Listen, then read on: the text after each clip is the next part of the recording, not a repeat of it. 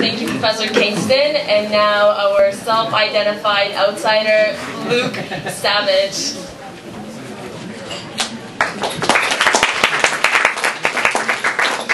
Well, thank you very much, and good evening, everyone. Is that volume okay? Everybody? Feedback. Feedback? Okay, maybe I'll stand back.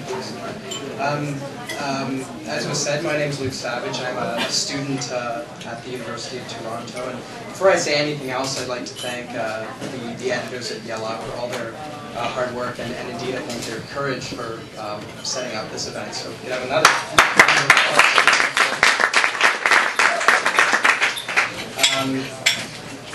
Tonight I'm going to be speaking about something that's become quite important to me as a student, as a journalist, and indeed as a Canadian. I'm going to read a piece that I submitted to Yalla over the summer, and I'm not going to offer a critique of sorts. I'm wearing neither my Noam Chomsky nor my Alan Dershowitz hat tonight, so I'm not going to offer any kind of critique, and I certainly wouldn't feel right as an outsider, thinks of themselves as an outsider doing that. So I've slightly modified the piece, but it's essentially the same. I'm just going to say a little bit about who I am and where I come from and how these things have led me to be with you here this evening. And then I'd like to say something about the discussion about Israel and Palestine that I've observed on campus, but perhaps I should... Wait, is that okay? No, you have to speak right into the Right into the microphone? Okay. All right. Is that okay? Yes. Yes. Okay. With that, I'll begin. I am not a Palestinian, nor am I an Arab. I am neither Jewish nor Israeli. Unlike many of the other voices that speak tonight, my family did not come from the Old City or from the West Bank or from the bustling streets of Tel Aviv. Our war was fought on the safe side of the Channel and not in the ghettos of Warsaw or on the desert battlefields of El Alamein. Canada is my land and I speak as a Canadian, whatever a Canadian is. He or she could be anybody from anywhere, fresh off the plane from Dubai, or an Iroquois whose family has fished in the St. Lawrence for 1,000 years. And though my new nation still searches for its soul, its character, and its place in the world, it does so in relative peace without the creeping fear of impending destruction or foreign invasion. Its tradition is secular, and unlike its southern neighbor, it has largely avoided the destructive influence of politico-religious synergy. Its greatest centers of learning are public, founded on the principle that past, present, and future are collective experiences that must be shared, discussed, and reimagined, and not commodities to be auctioned in the global bazaar. Canadian University is a microcosm of the global diaspora. Within its classrooms are people from around the world, from Beijing and Nairobi, from Gaza City and Sderot. It is both an oasis of peace and an epicenter of conflict. There is no global event which does not affect some of its students, and there has never been an issue so divisive or contentious as the conflict in Israel and Palestine. In this debate, as I've experienced, there is virtually no middle ground. Friends become enemies and reasoned discussion is reduced to nothing. Both sides try to monopolize the David and Goliath narrative. To some, Israel is the victim of a global campaign of hatred and racism. To others, it is an imperialist superpower which oppresses its Arab population and threatens its neighbors. In either case, the issue becomes black and white. The forces of civility, democracy, and the rule of law are pitted against evil, barbarism, and hatred. During Operation Cast Lead earlier this year, this was particularly pronounced. At our campus newspaper, The Varsity, editorials about the situation ran for weeks.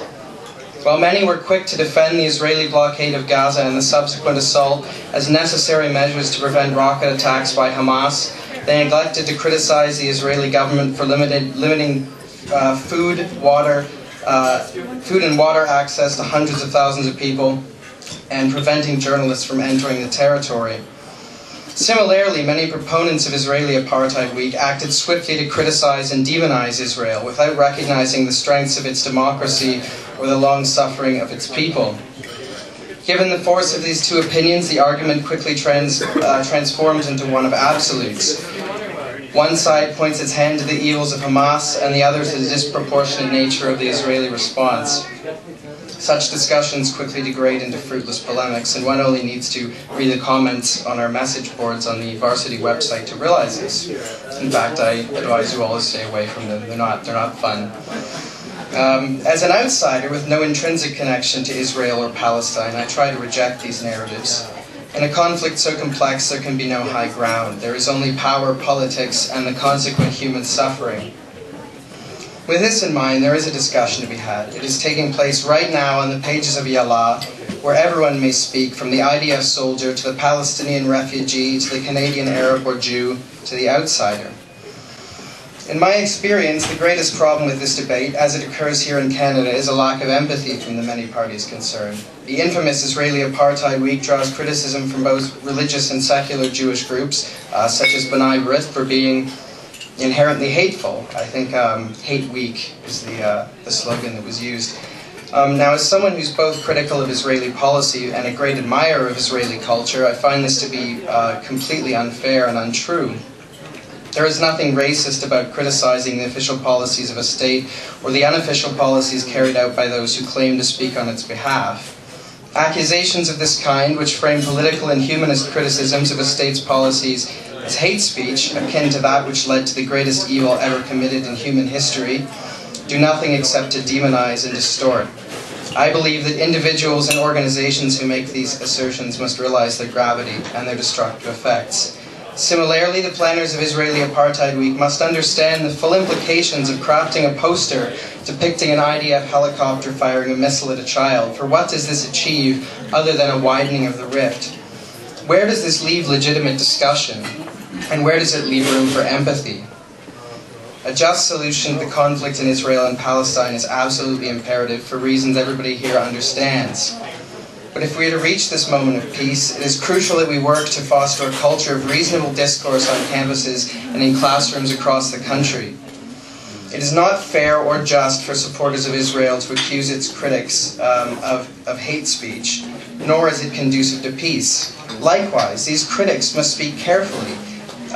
Their words must be compassionate, and to show compassion for the innocent victims of suicide bombings and rocket attacks, and with empathy for the millions who continue to live under constant threat. Finally, it would be absurd and idealistic to expect agreement from everybody, even among outsiders such as myself. But if there can be no peace in this country, where no bombs fall and no cities burn, how can there ever be peace in the Holy Land? Thank you very much.